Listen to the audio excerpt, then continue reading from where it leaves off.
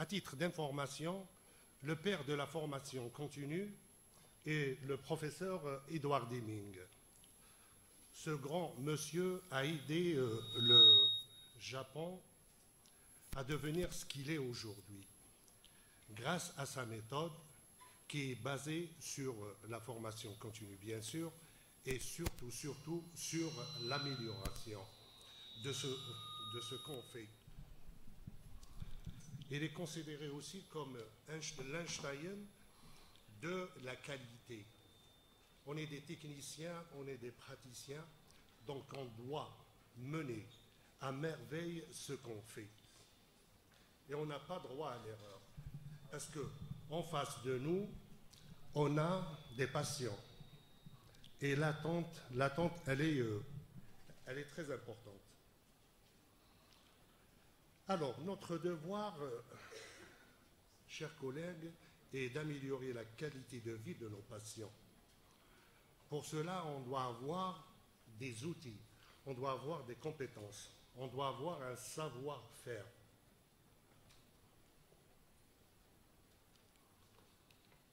Alors, la question que je me pose, que je vous pose, comment traiter nos patients, comment donner le meilleur à nos patients avec le minimum de destruction osseuse ou bien avec le minimum d'économie tissulaire.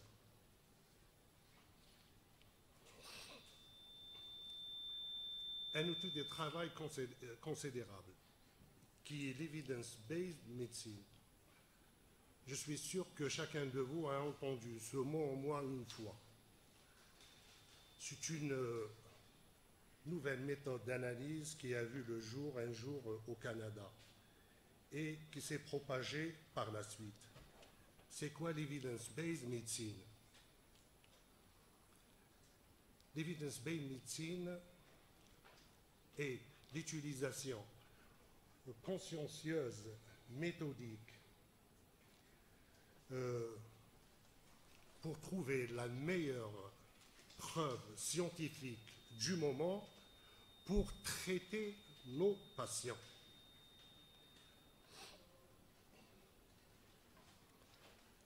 Pour Toffler, aujourd'hui, l'ignorance, ce n'est pas celui qui ne sait ni lire ni écrire, mais c'est celui qui ne veut pas apprendre, ne désapprend pas et ne réapprend pas.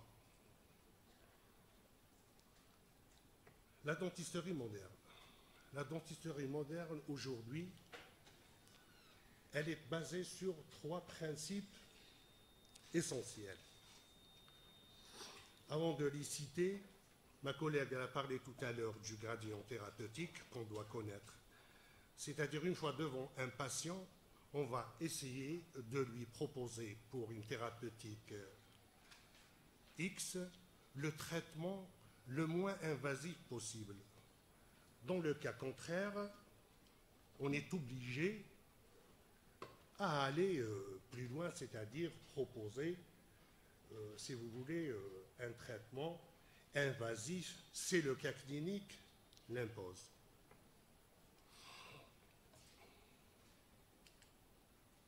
Alors, la dentisterie moderne aujourd'hui, elle est basée sur, je viens de le dire, 3 principes.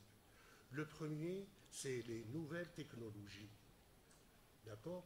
La technologie, aujourd'hui, elle est au rendez-vous du chirurgien dentiste. Pourquoi?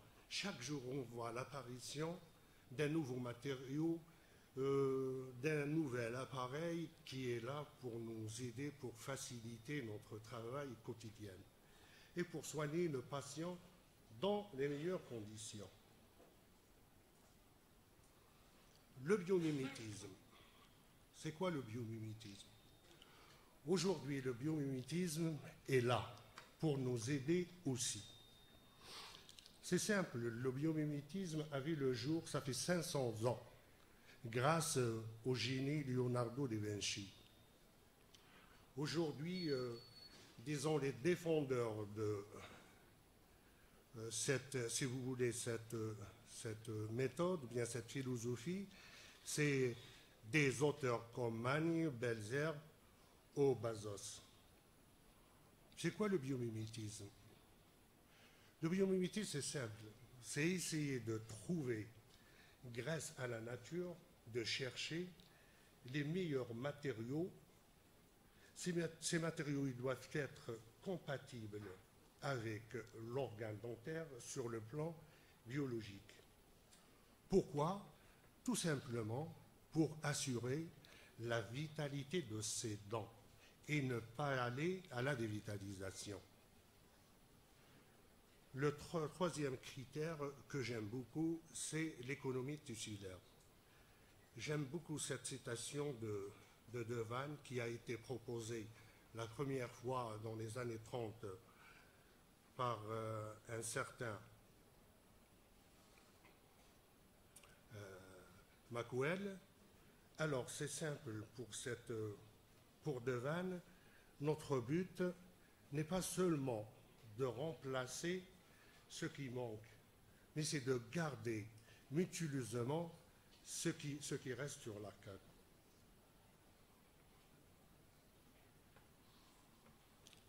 Voilà ce que j'appelle la beauté dans toute son horreur. Plutôt l'horreur dans toute sa beauté.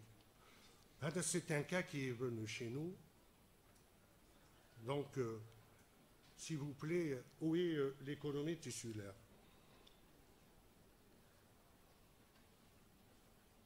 Le patient est venu, le bridge du bas dans sa main, les dents bougent. Il veut enlever les dents du haut.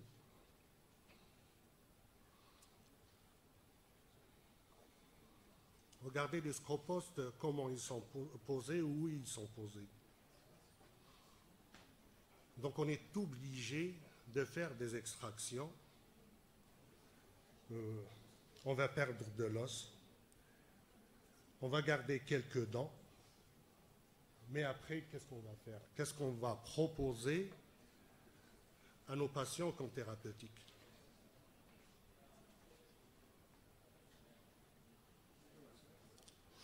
Là, si vous permettez, je vais rentrer dans le vif du sujet. C'est-à-dire, avant de parler de l'impact de la résorption osseuse dans notre pratique quotidienne, donc on va essayer de définir, si vous voulez, ou là de parler de l'os alvéolaire. Tout le monde connaît l'os alvéolaire, mais l'os alvéolaire est devenu, si vous voulez, une star. C'est grâce à l'avènement de l'implantologie qui a fait beaucoup parler de lui.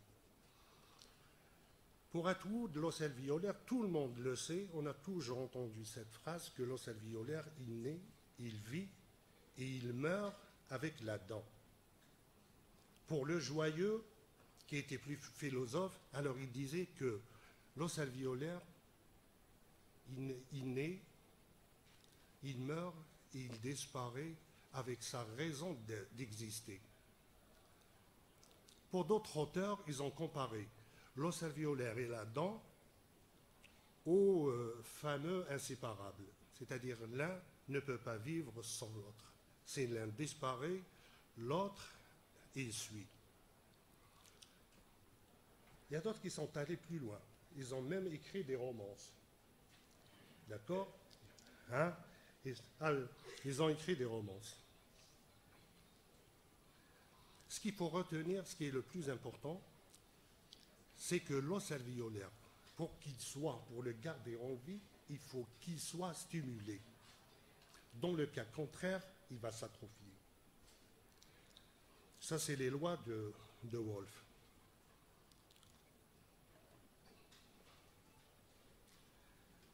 Ça fait quelques années, un certain Pasquier, qui est un astronaute français, après son retour de l'espace, après des examens médicaux, qu'est-ce qu'ils ont constaté? Il est resté 6 mois. Ils ont constaté qu'il a perdu de la densité osseuse. Non seulement il a perdu de la densité osseuse, une fois sur Terre, cette perte osseuse a continué pendant 1 année.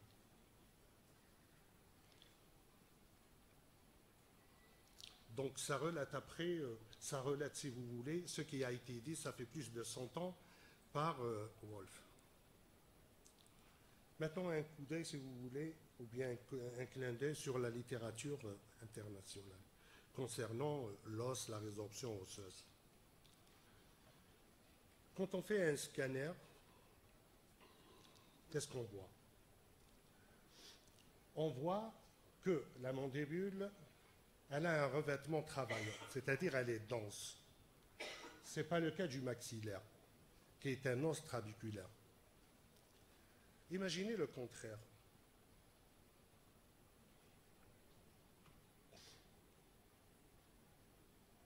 Pour Atwood, la résorption osseuse,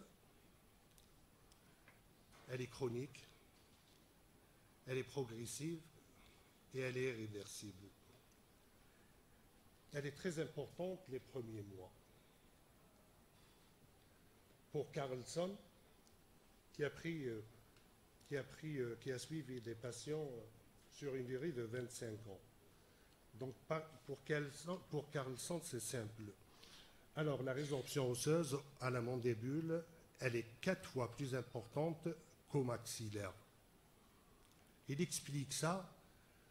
Il dit pour lui, cette résorption elle est importante parce que la mandibule, d'un côté, l'os il est compact, donc il n'est pas bien vascularisé. Donc quand l'os n'est pas bien vascularisé, donc il perd de l'os et il se résorbe. Et la surface, elle est 2 fois inférieure à celle du maxillaire. Et c'est une surface qui travaille beaucoup, donc elle subit beaucoup de pression. Pour expliquer ça aussi, on va voir ensemble le cycle du remodelage osseux. Un certain Kardaropoulos a fait un travail remarquable, c'est-à-dire il a suivi, après une extraction dentaire, cette résorption osseuse, c'est-à-dire qu'est-ce qui se passe à l'intérieur de l'alvéole. Et après, on va voir ensemble l'importance de ce qu'on va voir. Alors, juste après l'extraction, qu'est-ce qui va se passer? Il y a le sang qui va venir. Qu'est-ce qu'il va faire? Il va envahir l'alvéole. Il va former un caillot. À 3 jours, qu'est-ce qui va se passer? Il y a un tissu de granulation qui va venir, qui va remplacer peu à peu le caillou. À 1 semaine, qu'est-ce qui va se passer? Ce tissu de granulation va être remplacé peu à peu par un tissu conjonctif jeune. À 15 jours à peu près, ce tissu conjonctif, il va envahir la totalité de l'alvéole. 1 mois, qu'est-ce qu'on a? On a un remaniement osseux qui est en train de se faire. Et 1 mois, on peut aussi remarquer la gencive qui se ferme. Maintenant, quand on fait une extraction d'une centrale dont le diamètre est différent d'une molaire, donc ça peut prendre un peu plus de temps. Ce qui est intéressant, c'est que ce qui se passe à 2 mois post-extractionnel. Pour Evian, donc on a un os mature, on a de l'os trabéculaire qui est en train de s'installer, et à 2 mois, on peut placer des implants. Et on est sûr d'avoir une stabilité primaire. À 3 mois, post-extractionnel. Maintenant, les auteurs s'accordent qu'à 3 mois après une extraction dentaire, la résorption a atteint 50% de la résorption finale. C'est-à-dire, la résorption, elle va continuer à se faire et elle va se stabiliser à partir de la 3e année, où on va avoir à peu près 0,1 à 0,2 mm de résorption osseuse. Ça nous intéresse, nous, en tant que spécialistes en prothèse dentaire. Je vais vous dire pourquoi. Là, à 3 mois, voilà ce qui va se passer. À 6 mois, on a de l'os. On a un os mature, on a un os trabéculaire qui est là. Maintenant, les auteurs sont divergents. Si je fais des extractions, est-ce que je dois attendre 3 mois ou bien attendre 6 mois pour entamer ma prothèse totale? Et si je le fais, est-ce qu'elle va bouger à 1 année ou pas? Dans quelles conditions j'ai réalisé ma prothèse totale? Est-ce que je l'ai faite dans des conditions optimales?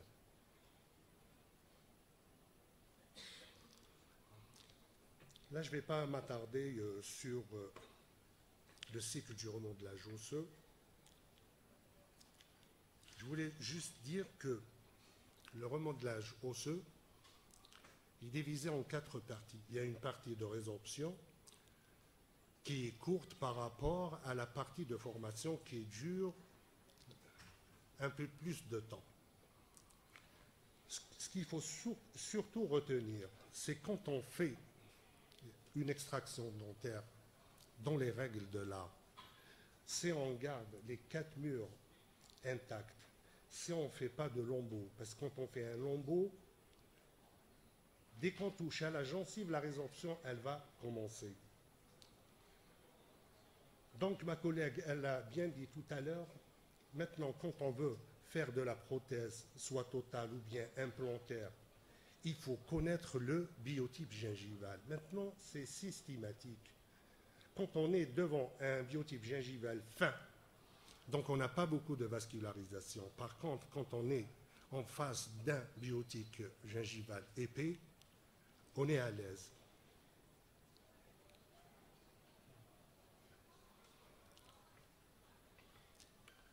Alors, il y a Mitch d'un côté, il y a Zarb et Lecolm d'un autre côté qui ont fait 2 belles classifications, surtout pour les gens qui posent des implants. Celle de Mitch, elle est, si vous voulez, qualitative. Donc là où il y a de l'os, par exemple, pour Mitch, en bas, on a un os D1. C'est-à-dire, on peut faire une extraction, implantation immédiate et on est à l'aise. Pourquoi? J'ai de l'os, un os dur, donc je peux avoir une stabilité primaire. Ce n'est pas le cas que quand on le fait dans un os D4 au maxillaire région postérieure. Pour Lecolm et Zarb, leur classification, elle est quantitative. C'est-à-dire, eux, ils vont vous dire, là où j'ai une quantité, par exemple, d'un os compact supérieure à un os trabéculaire. Alors, maintenant, on va voir ensemble quelques clichés qui vont montrer l'impact de la résorption osseuse quand on veut réaliser une prothèse fixée, une prothèse partielle, une prothèse totale ou bien une prothèse sur un plan.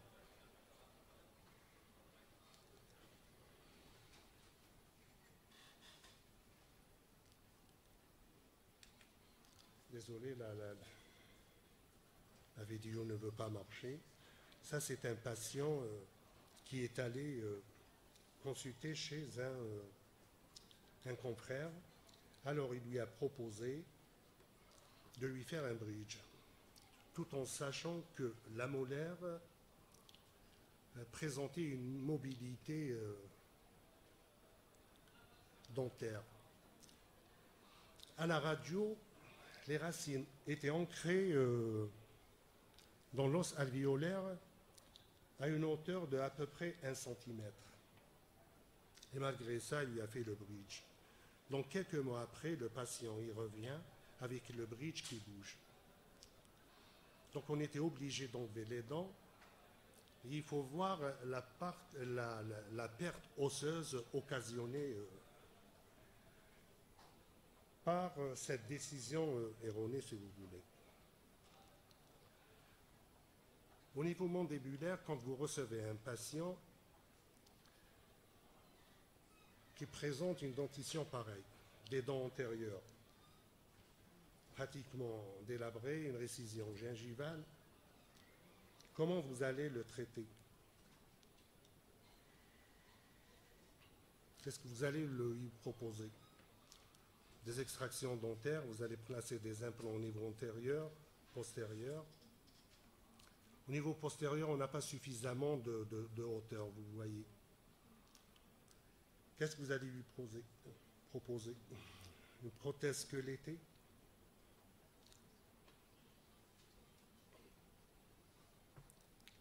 Même patient.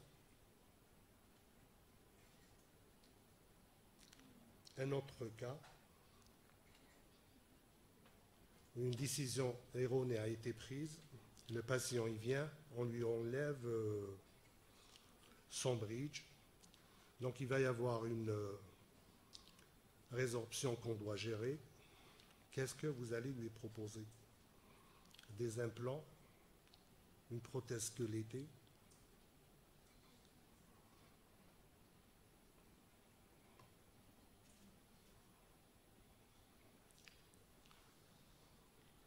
Je voulais attirer votre attention sur certaines pratiques. On le fait tous. Si on doit traiter par exemple des patients qui présentent des édentements partiels, la meilleure thérapeutique est la prothèse squelettée. Pourquoi? Parce qu'elle répond tout simplement à la triade de Housset. D'accord? Je reçois beaucoup de malades qui portent des prothèses flexibles ou bien des prothèses en résine. Donc je ne vous raconte pas les dégâts qui sont en train, ou bien les dégâts occasionnés par ces prothèses.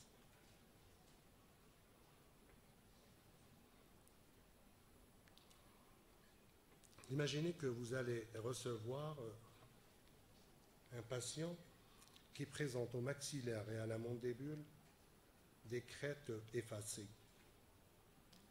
Qu'est-ce que vous allez faire?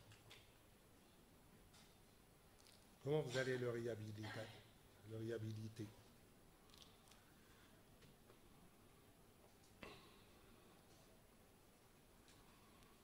Vous allez mettre de l'os où? Vous allez réaliser des prothèses totales?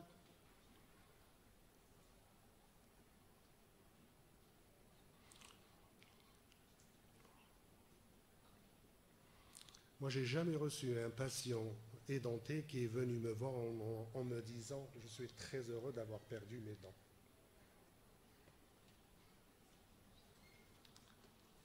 Donc, cela va de soi que ce patient présente des séquelles psychologiques parce qu'ils se sont démunis, ils se sont affectés, ils se sont rejetés, même s'ils ne le disent pas.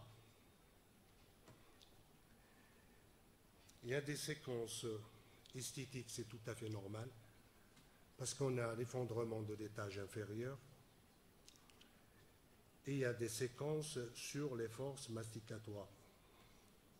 Un patient denté, ou bien un patient denté, quand il mastique, on a mesuré sa force, cette force masticatoire, et on a trouvé qu'elle est égale à 150 jusqu'à 250 PSI.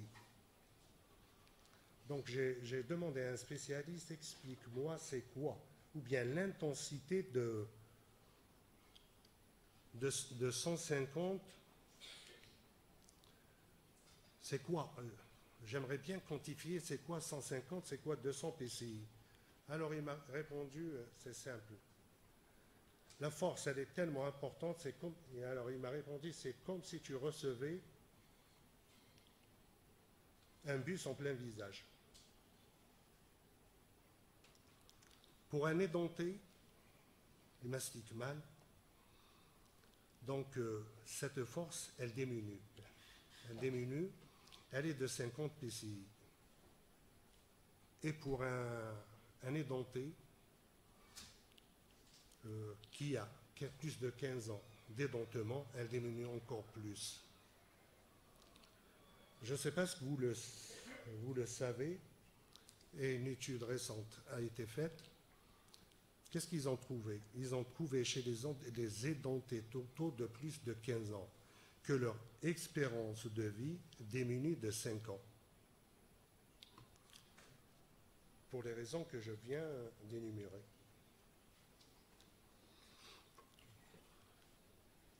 Vous allez recevoir un patient, vous allez lui faire un examen clinique. Vous êtes devant un cas pareil. Comment vous allez le traiter? Qu'est-ce que vous allez faire au préalable? Une régularisation de la crête? Vous allez faire une prothèse totale? Une prothèse piézographique? Est-ce que vous avez les compétences? Est-ce que vous avez un prothésiste qui va vous suivre dans votre démarche thérapeutique? Ou bien est-ce qu'on va mettre une bombe dans la bouche du patient et on va le laisser partir sans jamais le revoir? Un autre cas, une résorption maxillaire sévère. Comment vous allez faire? Vous allez faire un sinus lift bilatéral? Vous allez proposer des implants? Le patient ne peut pas se permettre des implants. Vous allez proposer une prothèse totale? Quelles précautions vous allez prendre?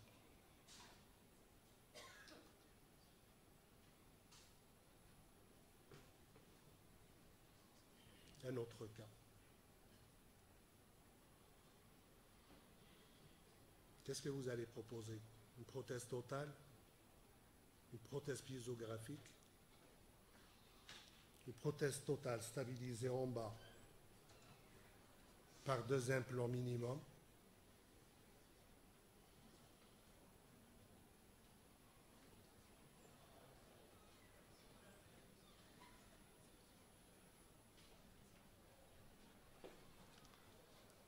Quand le patient n'est pas édenté, il va perdre de l'os. Il va perdre beaucoup d'os. Ça peut même se terminer par une fracture. Comment vous allez gérer tout ça?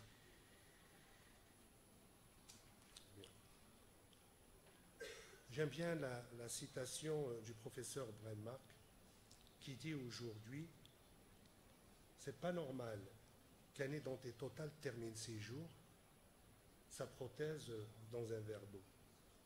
Lui qui voulait tellement simplifier et démocratiser l'implantologie. Si vous avez remarqué, on doit beaucoup aux orthopédistes.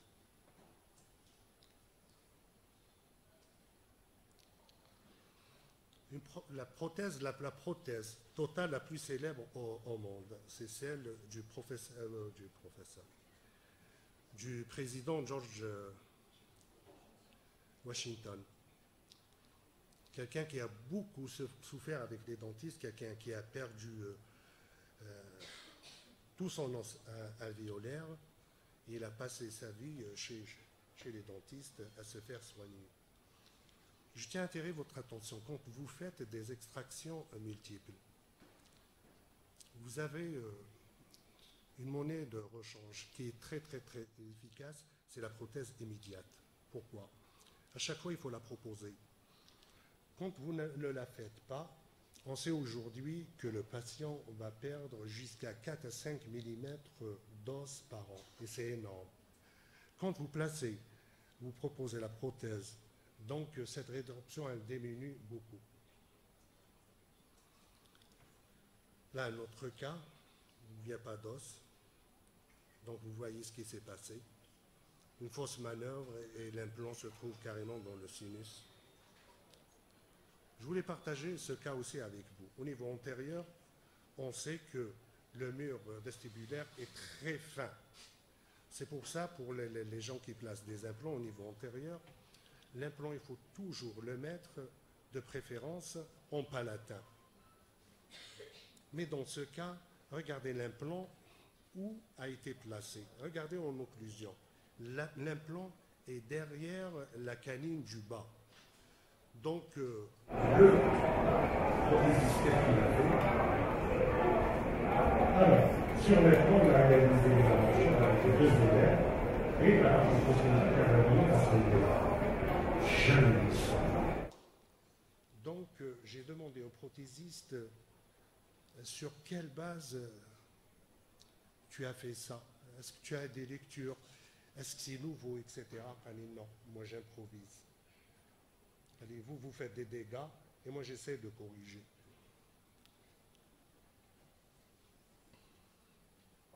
Alors, qu'est-ce qui s'est passé un jour au Canada dans les années 80 à l'université de McGill pour essayer de ramener un plus pour des édentés totaux au niveau mandibulaire. Donc, les experts en implantologie, ils se sont accordés que, en bas, à partir de 2 implants, on peut stabiliser une prothèse totale. Mais ce qu'il faut surtout savoir, que ces 2, 3 ou 4 implants, ils servent de complément de rétention. Ce n'est pas ces implants qui vont assurer la stabilité de la prothèse mandibulaire. Bien au contraire, il faut réaliser la prothèse dans les règles de l'art. Donc, on a intérêt à bien connaître les différentes étapes et les respecter. Pourquoi?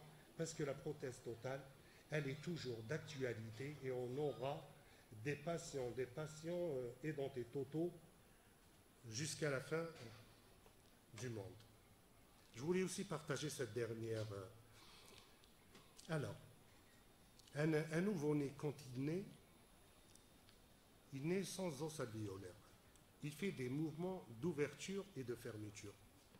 Quand on traite un vieillard qui n'a pas aussi de dents, on doit l'apparier avec une prothèse totale qu'on réalise sur occluseur, c'est-à-dire qui fait des mouvements d'ouverture et de fermeture, sans mouvement de latéralité, sans équilibration, etc. Imaginez après les dégâts qui vont être occasionnés. Donc je vous laisse conclure. Donc en conclusion, ce que je voulais dire, il y a un proverbe espagnol qui dit « Une dent, elle est plus précieuse qu'un diamant. » Pour l'os alvéolaire, il n'y a pas plus précieux qu'une dent aussi. Pour nous, il n'y a pas plus précieux que les deux réunis. Donc, faisons de telle sorte qu'ils vivent le plus longtemps possible et dans les meilleures conditions. Je vous remercie.